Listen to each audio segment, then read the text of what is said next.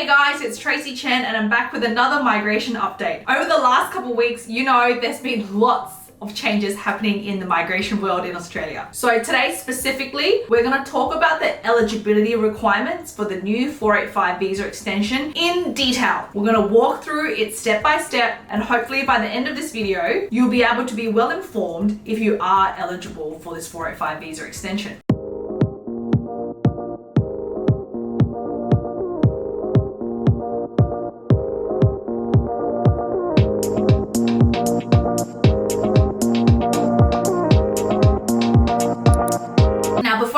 Into it, don't forget to give this video a big thumbs up, like and subscribe, and share this video with people who need it. So a couple of weeks ago, there was a big announcement that students who are applying for the temporary graduate visa under the post-study workstream will be eligible for an extension. Now, it got very confusing because there were certain dates to keep in mind, there were certain occupations that only qualify. So let's talk through it step by step. So first of all, this extension will take place from the 1st of July 2023. So this is when we should see those 2-year extensions actually taking effect. So the first thing to be aware of is that this is only eligible for applicants who are applying under the post-study workstream. So you must have studied a bachelor degree or higher. Second of all, it's only for people who will hold a 485 visa from the 1st of July 2023. So any date after that. As long as you're holding a 485 visa at any date after that and it expires after that date, you fall into the whole cohort that's eligible. Next, this also applies to students who will apply for the 485 visa after the 1st of July 2023. So basically the way you think of it, as long as I hold or am applying for a 485 visa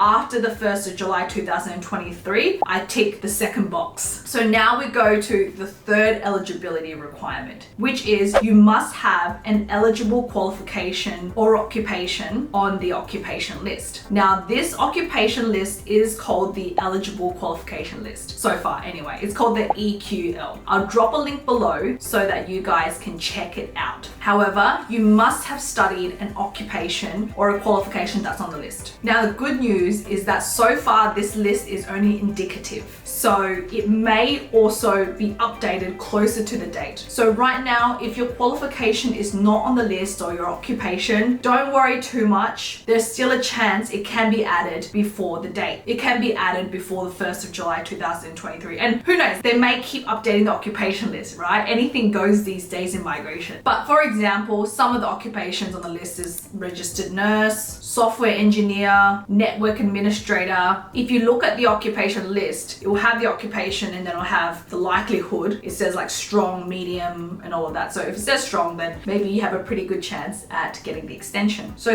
far, if you tick all those boxes, then you should be eligible for this visa extension. Now, what this visa extension actually is 2 years on top of the current arrangements. So if you hold a bachelor degree, you will get an additional 2 years. So instead of 2 years, you'll now get 4 years. For master's degree, it's currently 3 years. So instead of 3 years, you'll get 5 years. And then for applicants who have studied a PhD, you don't have to have an eligible qualification occupation. All applicants will get 6 years. So those are the eligibility requirements. Now, on top of that, there's the standard eligibility requirements. So if you already hold a 485 visa, and you will still hold one after the 1st of July 2023. So for example, your 485 visa will expire December 2023 and you have an eligible qualification occupation. They haven't clarified how they're going to extend it yet. So it could be two options. One would be you just do a Vivo check on yourself on the 2nd of July 2023 and you'll find that there's an extra 2 years added to your visa. Or second of all, they may make you apply for it. So you just lodge another application for a 485 visa, which I think is fine. But I'm leaning more towards the first one, that they'll just extend it. So you'll run a Vivo check on yourself one day and then you'll see that you got extra 2 years on your visa. So that's something to think about. So that's just speculating at this moment. They haven't confirmed that. For people who will be applying after the 1st of July 2023, so for example, you'll be graduating from your Bachelor of Software Engineering in July 15th and your student visa expires August 30th and you're looking to apply for a 485 visa within that time. If you lodge a 485 visa, it will be processed and you're probably going to get a 4-year grant.